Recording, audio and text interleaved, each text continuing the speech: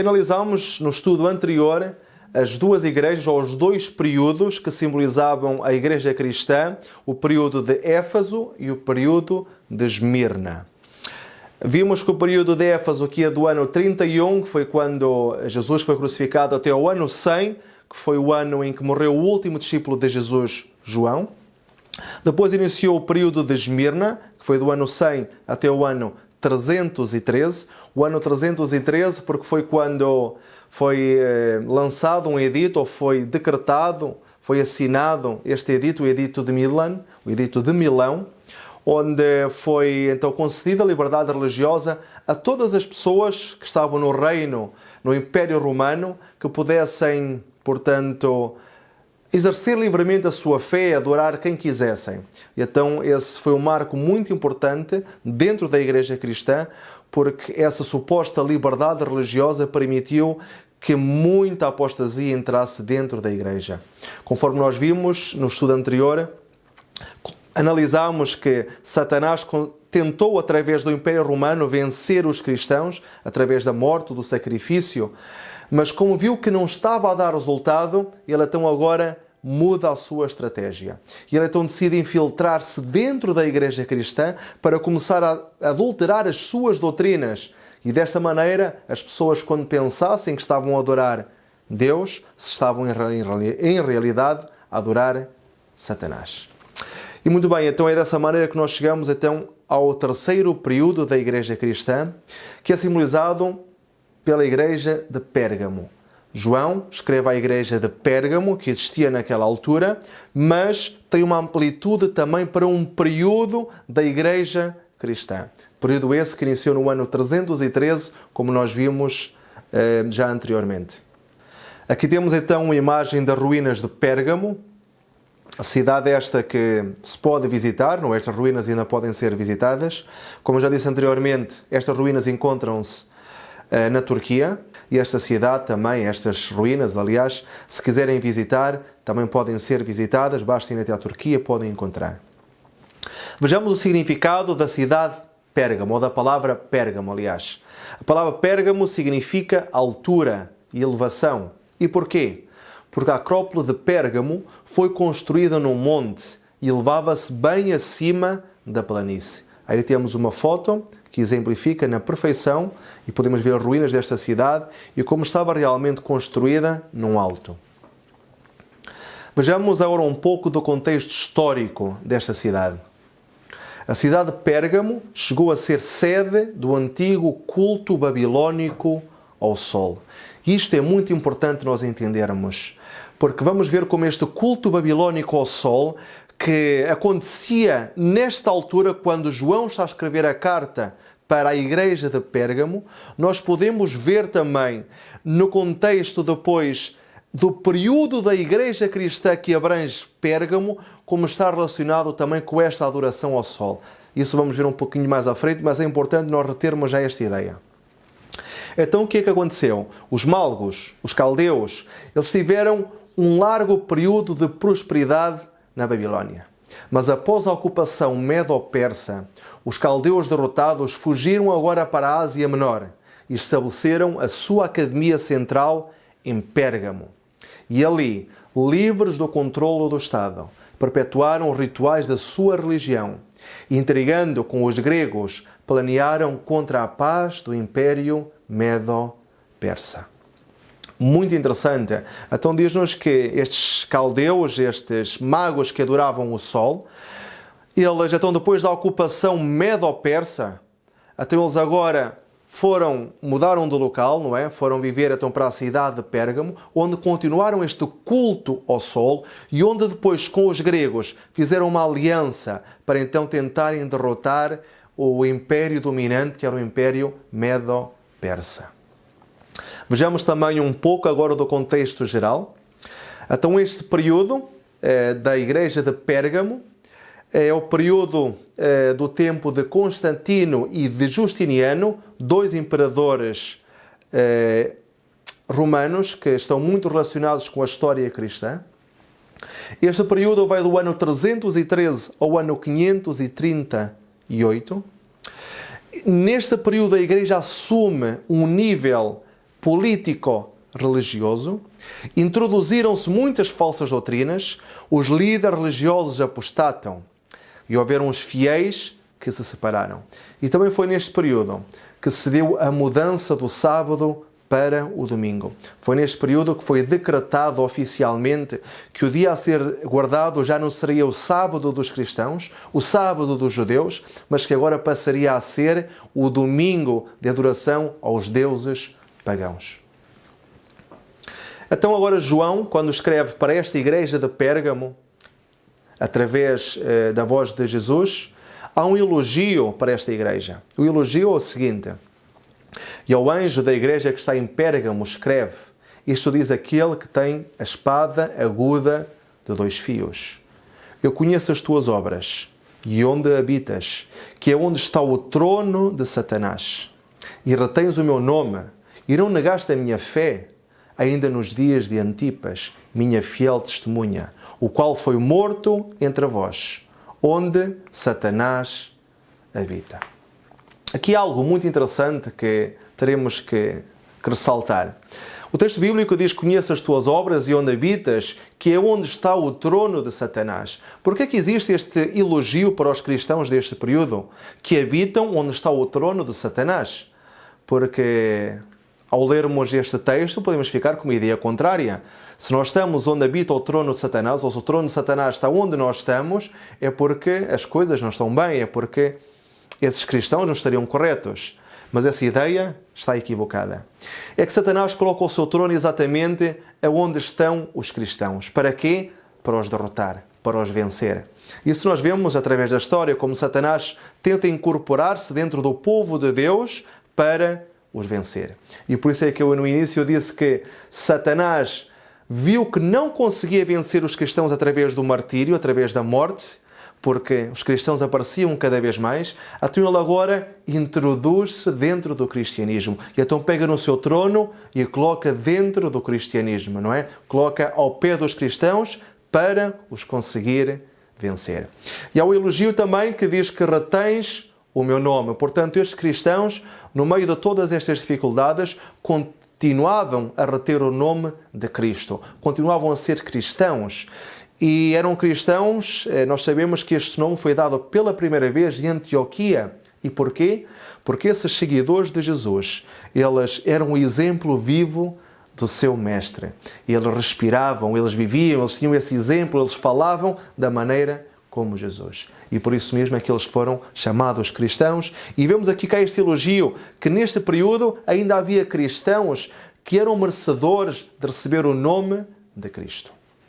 E tem também o outro elogio, que é: não negaste a minha fé. Portanto, continuaram fiéis àquela fé que tinham recebido, ainda que tenha sido apenas um pequeno grupo.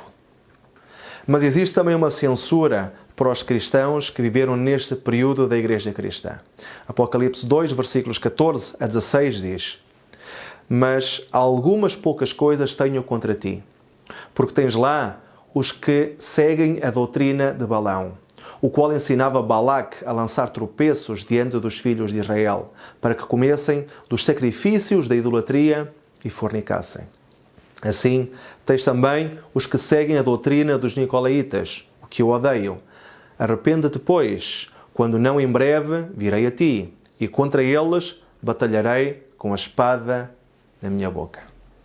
Temos aqui certos aspectos que nós temos que ressaltar e é bom explicarmos para conseguirmos entender porque é que a igreja de Pérgamo, do período de João, está relacionada com o período da igreja cristã de 313 ao ano 538. Vamos por partes. Portanto, falava da doutrina de Balaão. O que é isto da doutrina de Balaão?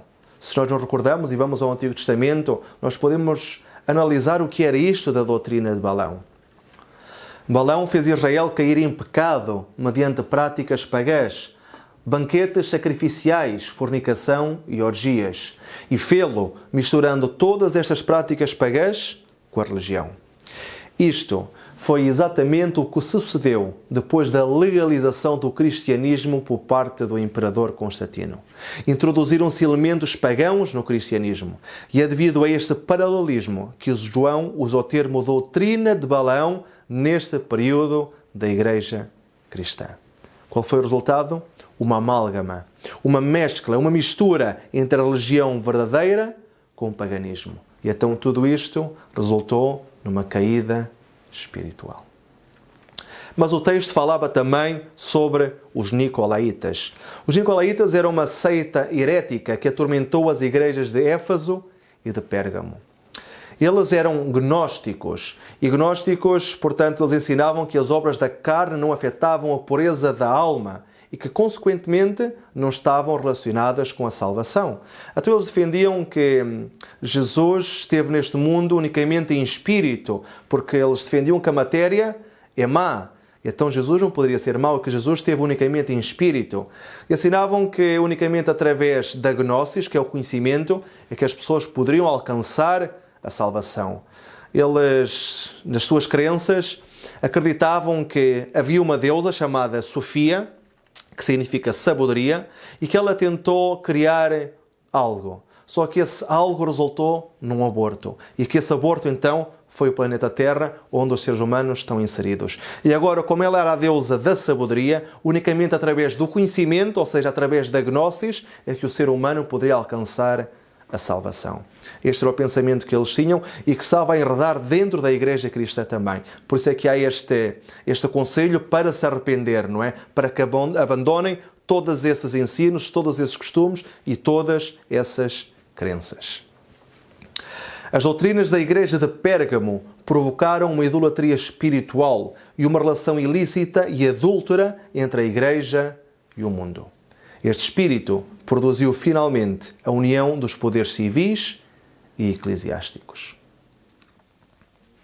A história confirma que o imperador romano Constantino, no ano 313 d.C., se converteu ao cristianismo. Esse acontecimento levou os dirigentes da Igreja a considerar uma boa política transformar as festas mais populares dos pagãos nas festas cristãs. Isto porquê? Porque os cristãos eram perseguidos pelo Império Romano. Eles eram constantemente perseguidos, mortos, torturados, martirizados.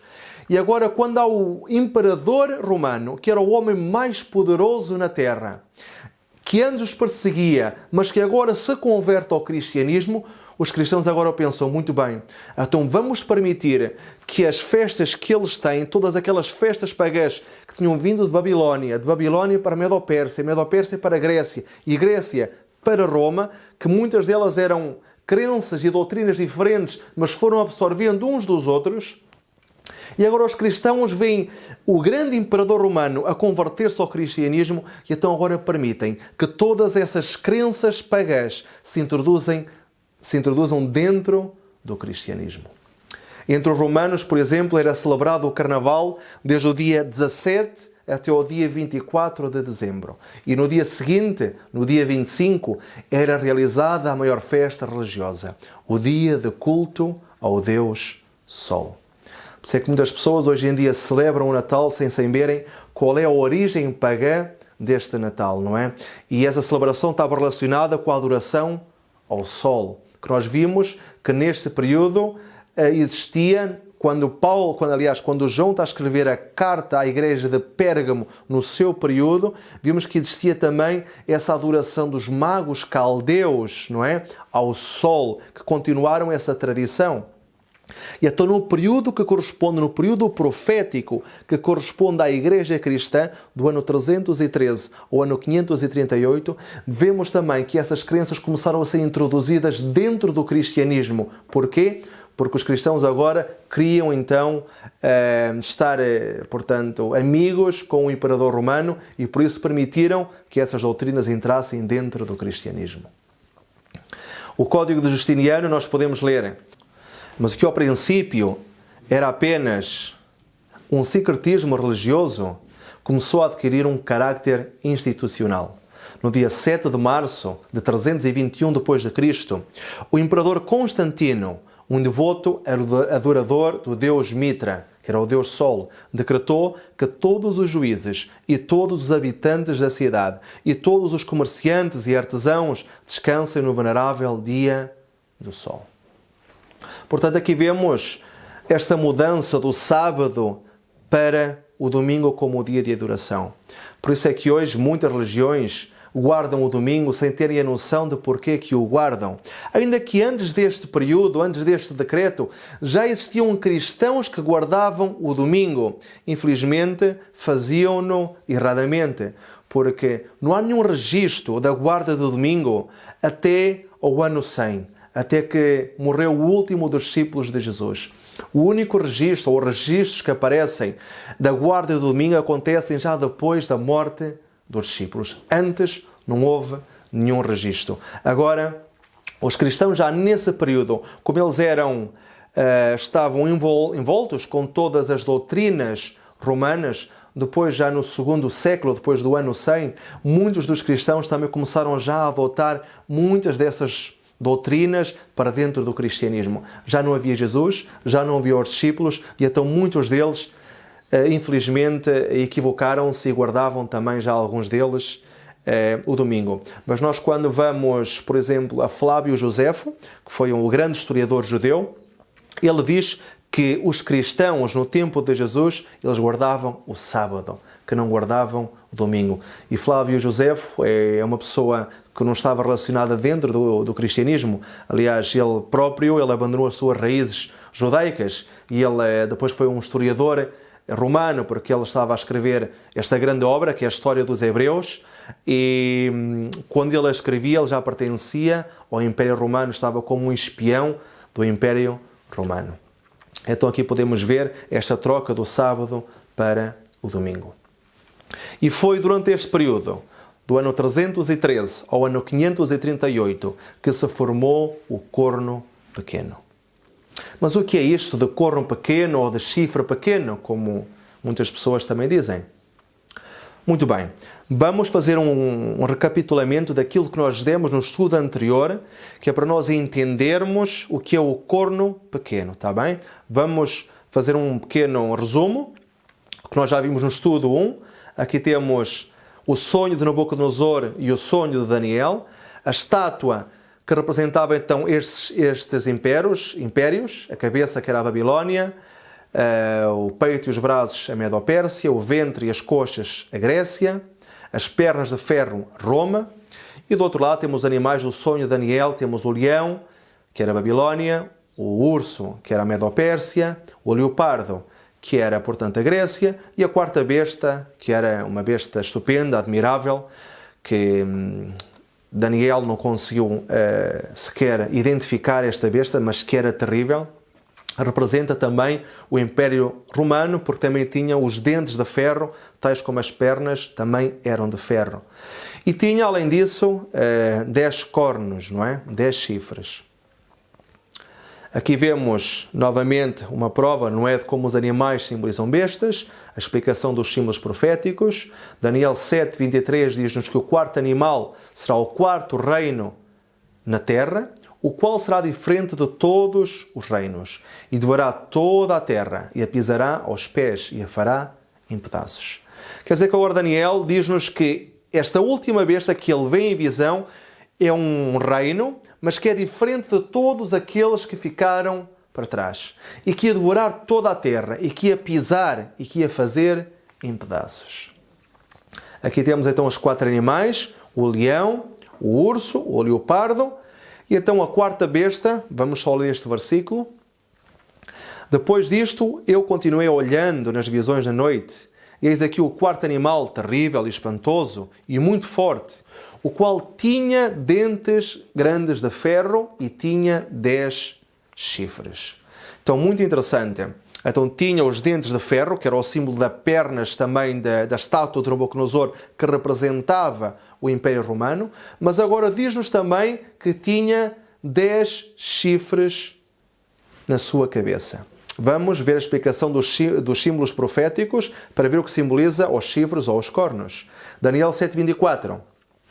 E quanto aos 10 chifres daquele mesmo reino, se levantarão 10 reis. E depois deles se levantará outro, o qual será diferente dos primeiros, e abaterá a 3 reis. Então, muito interessante, aqui o texto está a dizer-nos que estes 10 chifres simbolizam 10 reis, ou 10 reinos. E diz que destes 10 chifres, ou destes 10 reinos, que depois iria surgir outro reino, ou outro chifre, que iria então abater os 3 chifres, ou 3 reinos.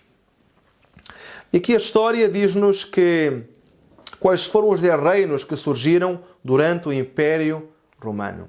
Muito bem, então foram as 10 tribos bárbaras que começaram a vir do Oriente e que começaram a entrar dentro do Império Romano e a conquistar. Temos os francos, os burgúndios, os alemães, os vândalos, os suevos, os visigodos, os anglo-saxões, os ostrogodos, os lombardos e os éralos. Portanto, isto é provado pela própria história universal e estas foram as 10 tribos bárbaras que conseguiram então vencer o grande Império Romano e que depois deram origem então aos países da Europa, como nós vemos hoje. Aliás, em alguns países nós podemos ver os suevos, que se situaram mais ali na zona onde é Portugal, onde é o nosso país, e que deram origem aos portugueses, os visigodos aos espanhóis, os francos à França, os burgúndios aos suíços, alemães à Alemanha, os ostrogodos e os éralos foi ali na zona de Itália, os lombardos também eram ali mais ou menos na zona de Itália, os anglo-saxões, Inglaterra, os vândalos eram o norte de África. Portanto, assim ficou dividido o Império Romano do Ocidente, quando estas tribos bárbaras então entraram e foram conquistando o Império Romano. Agora interessante, Daniel 7, 8 e 20, que diz: estando eu a considerar os chifres, eis que entre eles subiu um chifre pequeno, diante do qual caíram 3. Quer então dizer que destes 10 chifres, não é? Destes 10 reinos, então agora surgiu um chifre pequeno. Portanto, surgiu outro reino, diante do qual caíram 3. Quer dizer que para este chifre ter poder, para este reino ter poder, tiveram que cair 3 reinos. Isto é, daquele que tinha olhos e uma boca que falava grandes coisas e cujo parecer era mais robusto do que o dos seus companheiros. Aqui temos características importantes, portanto, tinha olhos, é um símbolo de inteligência, não é? Consegue ver, consegue analisar. Uma boca que falava grandes coisas, e nós já vamos analisar que coisas é que falava. E que era mais robusto que os seus companheiros, portanto, teve mais poder, mais domínio, mais robusto que os outros 10 chifres que se levantaram antes dele. Daniel 7:24. E quanto aos 10 chifres, daquele mesmo reino se levantarão 10 reis. Como nós já vimos anteriormente, então temos a estátua de Nabucodonosor aí do lado esquerdo. Podem ver então os pés tinham os 10 dedos, que simbolizavam então as 10 tribos bárbaras. Do lado direito temos a besta que tem 10 chifres, então que simbolizam os 10 reinos também. E o texto continua a dizer-nos: e depois deles se levantará outro, o qual será diferente dos primeiros, e abaterá a 3 reis. Aqui temos os reinos que foram abatidos por este chifre pequeno, por este corno pequeno, os ostrogodos, os éralos e os vândalos. Quer dizer que existiram estes 10 reinos que conquistaram o Império Romano, mas que agora se levanta um chifre pequeno, um outro poder, e este poder venceu estes 3 reinos, os ostrogodos, os éralos e os vândalos. A pergunta é: porquê que os venceu e porquê que nos venceu os outros? Qual foi a necessidade que teve este chifre pequeno, este poder de vencer estes 3 reis? O texto continua a dizer: o qual será diferente dos primeiros. E porquê? Porque todos os reinos na Europa eram reinos políticos. Mas agora este poder, o chifre pequeno, seria um poder tanto político como religioso. Vamos então analisar um pouco do surgimento histórico do corno pequeno. Um pequeno resumo. Este corno pequeno aparece cronologicamente depois dos 10 chifres, porque estes 10 chifres tiveram o seu poder ou dominaram ou derrotaram o Império Romano do Ocidente no ano 476 na sua totalidade. Neste processo de surgimento provocou a caída de 3 chifres, ou aliás de 3 reinos. E agora, quem eram estes 3 reinos? Estes eram povos arianos que estavam em conflito com o catolicismo. Muito bem, então aqui temos de explicar um pouco sobre o arianismo. Porquê é que estes eram povos arianos e o que é que significa serem povos arianos? Muito bem, isto do arianismo vem de um homem chamado Ário. Este Ário era um homem que defendia, na sua crença religiosa, que unicamente eterno, desde todo o sempre, tinha sido Deus Pai. Que Jesus tinha sido gerado e que o Espírito Santo era unicamente uma força que emanava tanto do Pai como do Filho. Isto dentro do mundo religioso, dentro dos cristãos daquela altura, foi rejeitado. E no Concílio de Niceia, no ano 325 depois de Cristo, foi oficialmente rejeitada esta doutrina. Mas estas tribos bárbaras que estavam no Oriente aceitaram esta doutrina. E então eles defendiam que unicamente o Deus Pai tinha sido eterno, Jesus era gerado e o Espírito Santo era uma força que emanava dos dois. O catolicismo tinha a ideia contrária e dizia que tanto existia o Pai, como o Filho, como o Espírito Santo e que os 3 eram eternos. E então existiu esta cisma entre estes 2 poderes, entre o arianismo e entre o catolicismo. E então estes 3 chifres que são derrotados são justamente derrotados porque eles têm estas crenças arianas. E o catolicismo, ou aliás, o poder que vai surgir, que já vamos identificar qual é esse poder, que não é bem o catolicismo, ainda que esteja dentro do catolicismo. Quando esse poder surge, então tem que vencer aquelas tribos bárbaras que continuam a defender as ideias arianas. Porque as outras 7 tribos bárbaras acabaram por aceitar as doutrinas que prevaleciam dentro do cristianismo. Mas vamos analisar um pouco mais sobre isso. O rei dos francos, Clovis, converteu-se ao catolicismo no ano 496 e agora estes 2 poderes, tanto os francos como o catolicismo, uniram-se para vencerem os visigodos, então que eles eram arianos, no ano 507 depois de Cristo. A partir do ano 508 depois de Cristo, a maior parte dos outros reinos segue o exemplo de Clovis e começam também eles agora a converterem-se ao catolicismo.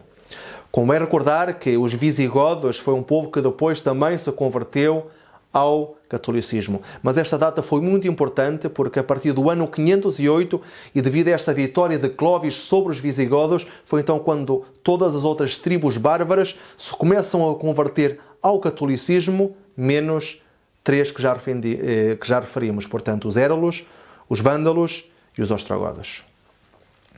Este conflito entre os francos e os visigodos foi considerado pelo partido ortodoxo de seu tempo e de outros anteriores como uma guerra religiosa, da qual, do ponto de vista humano, dependia que prevalecesse o credo católico ou o ariano da Europa Ocidental.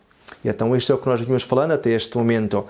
Era importante, havia esta batalha entre estes 2 poderes, entre estes 2 credos, e unicamente um deles poderia prevalecer. E então esta vitória sobre os visigodos foi muito importante para que realmente o credo católico pudesse então prevalecer sobre o credo ariano.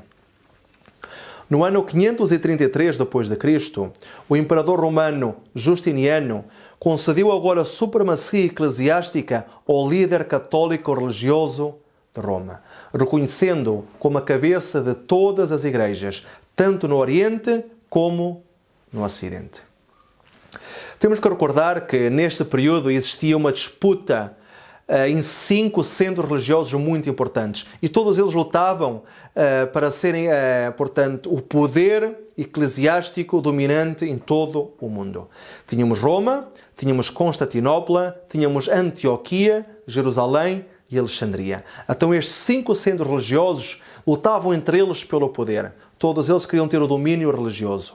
O imperador Justiniano, no ano 533, vem dizer: não, acabou essa disputa.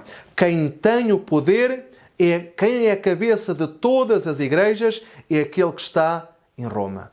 E então neste ano, no ano 533, a partir deste período, é quando é dado este poder, é decretado este poder, então, para o líder religioso católico. Portanto, o Papa agora passa a ser a cabeça de todos os outros centros religiosos existentes no mundo. E o imperador Justiniano concedeu também autoridade agora ao Papa para perseguir todos aqueles que se opusessem aos dogmas católicos. Esse reconhecimento foi incorporado no Código de Leis Imperiais, mas este decreto apenas entrou em vigor no ano 538, ainda que tenha sido assinado no ano 533. E porquê? Porque foi no ano 538 que as últimas tribos arianas foram vencidas. O imperador romano, Justiniano, justamente com o exército das forças papais, venceram os últimos reinos arianos. Os vândalos no ano 534 e os ostrogodos no ano 538. E desta maneira o papado pôde alcançar plenitude de poder tanto a nível político como a nível religioso. E estava decidido que os francos e não os godos tinham de dirigir os desígnios futuros da Gália e Alemanha. E que a fé católica e não o arianismo havia de ser a religião desses grandes reinos. E desta maneira nós podemos então identificar este surgimento histórico deste corno pequeno, ou deste chifre pequeno.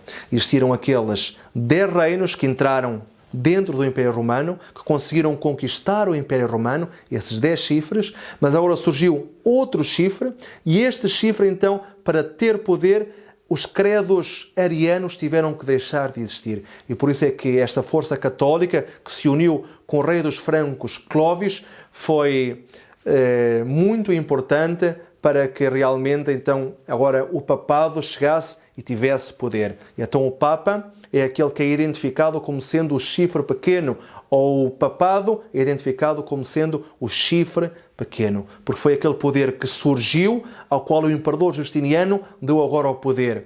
E então deu o poder também para perseguir todos aqueles que se opunham à Igreja Católica. Por isso é que no ano 538 começa também um período negro para o cristianismo. E certeza que vocês já ouviram falar das cruzadas e da Inquisição, onde milhares e milhares de pessoas eram sacrificadas, eram mortas, eram queimadas vivas, unicamente porque tinham uma ideia diferente do catolicismo em alguns aspectos e algumas doutrinas. E então, devido a isso, muitos cristãos morreram sinceros, unicamente devido a alguma discordância que existia em ambas as partes.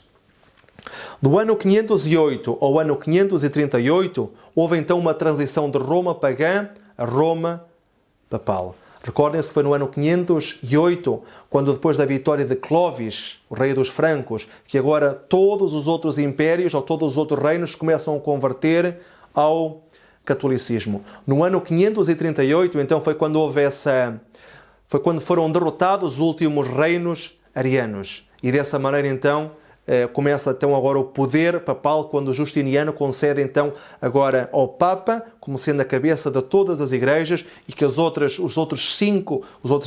4 centros religiosos deixam de ter poder. O único que tem poder, o único que domina, então, é o Papa de Roma.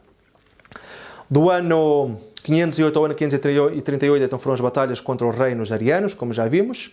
E agora, por que se chama Roma pagã? Porque o imperador Constantino, que tinha adotado todas as crenças pagãs do Império Romano, após a sua suposta conversão ao cristianismo, introduz essas doutrinas satânicas dentro da Igreja. Portanto, a partir do ano 313, como nós vimos no início, os cristãos, para agradarem ao imperador romano, permitem que essas doutrinas comecem a entrar também, a infiltrarem-se dentro do cristianismo. O que aconteceu no ano 538 depois de Cristo?